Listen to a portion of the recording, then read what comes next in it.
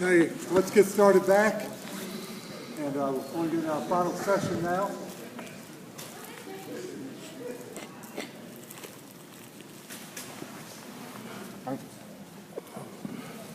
Nossa, hello.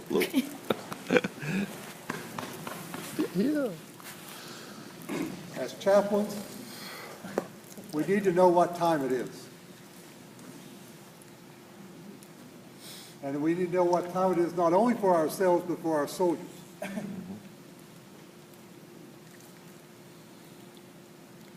And I'm not talking about the fact we got about an hour, less than an hour before it's over.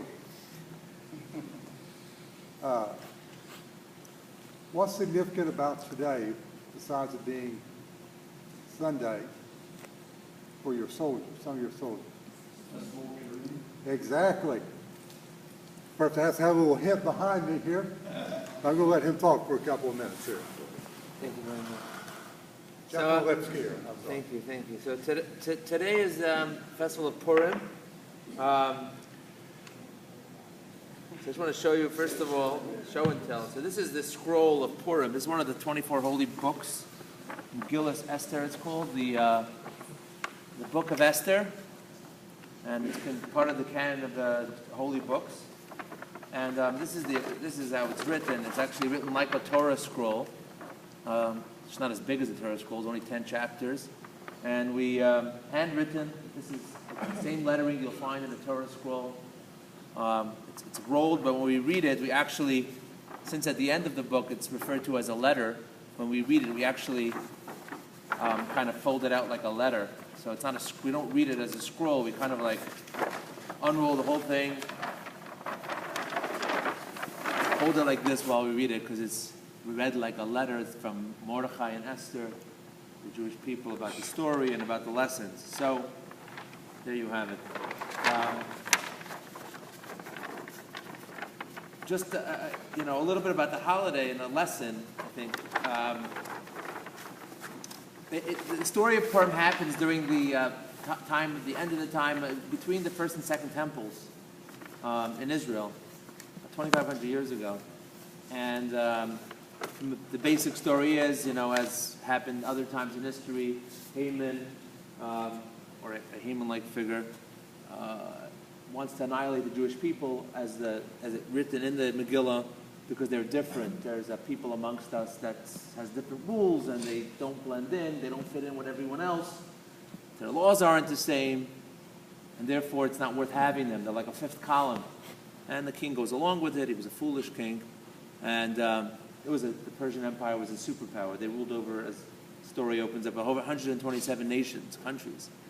From India to Ethiopia, so it was like the superpower at the time.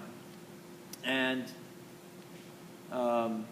in a series of what seems like coincidences, the story has very interesting twists and turns. It all ends well, and that's why I'm still here today. We haven't been annihilated yet. So Go Esther. What? Go Esther. Go Esther, exactly. It's about a Jewish heroine who sacrifices everything to save her people.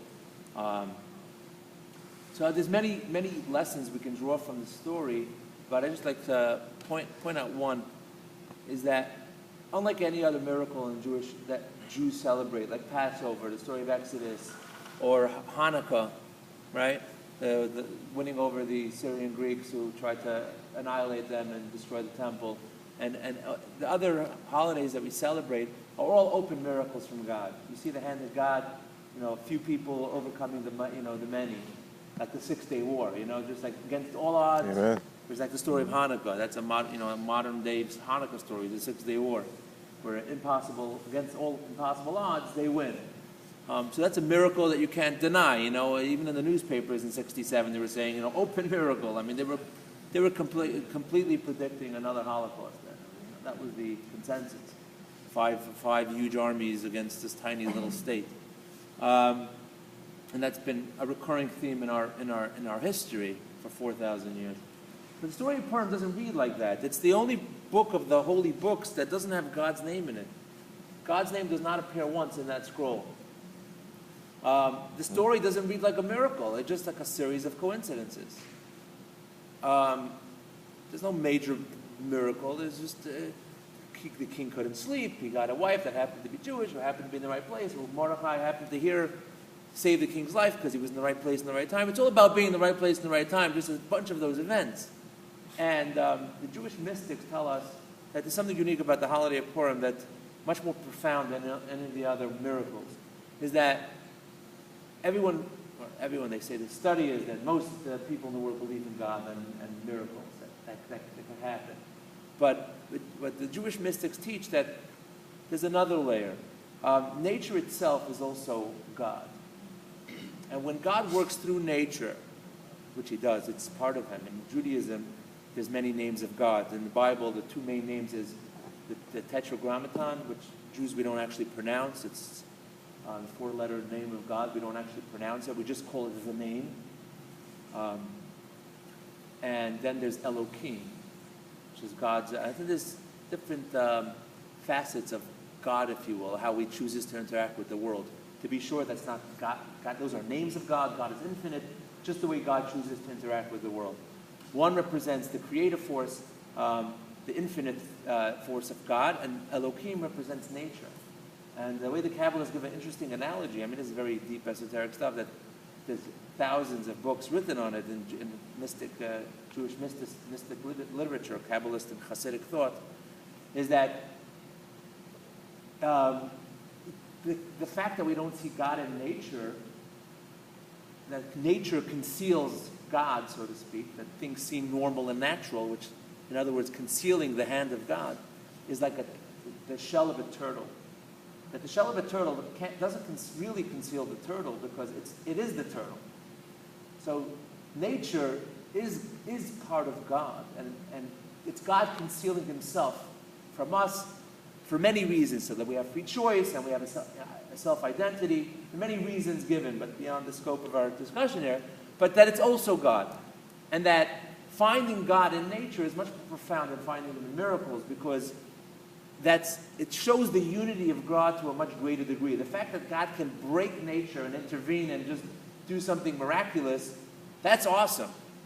But if nature itself is the will of God, and God's will is done in nature, that's much more profound, because in a seemingly fragmented world that's dark and evil, that God is still in the fabric of everything, whether we see it always or not, most often not. That's the point of nature. Nature is a constant miracle that we get used to. That's much more profound, and that's the story of Purim, where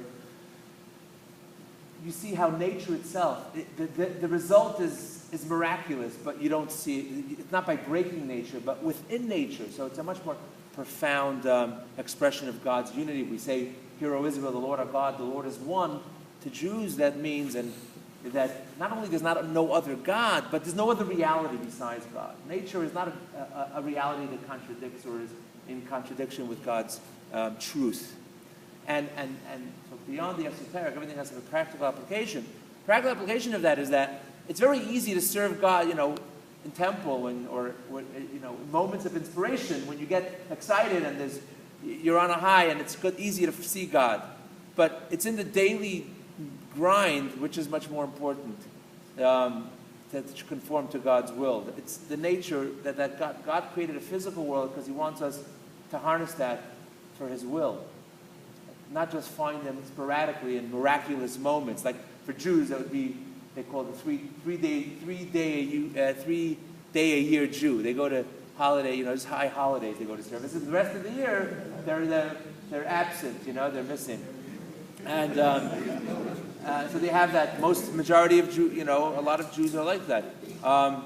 It's so finding God in synagogue on Rosh Hashanah or Yom Kippur is great, but that's not the ultimate point. Judaism teaches that God created earth not so that we can get back to heaven, but that we can make heaven on earth. That our job is to make heaven on earth, to make this world a place that God would feel comfortable in our daily fabrics of our life.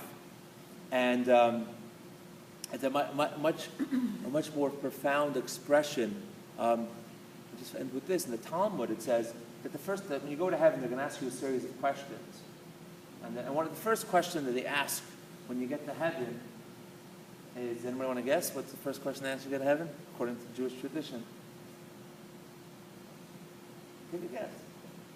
What's your name? What's your name? What did you do with your life? That's actually one of the questions. What if you know?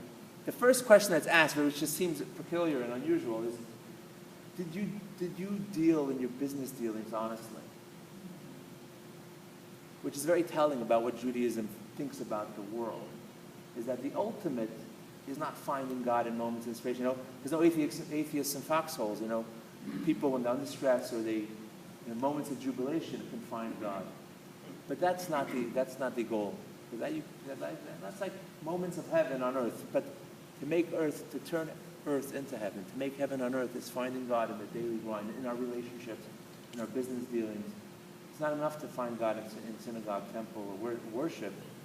That's only to give us the strength to bring God into the physical, natural world, because that's what God wants. He wants our everything. He wants not just our inspired moments, but more than our inspired moments. He wants our mundane moments. He wants to take us to take the mundane and make it holy, to take the ordinary and make it special. One of the lessons we learned from Torah. Amen. Thank you very much. Thank you.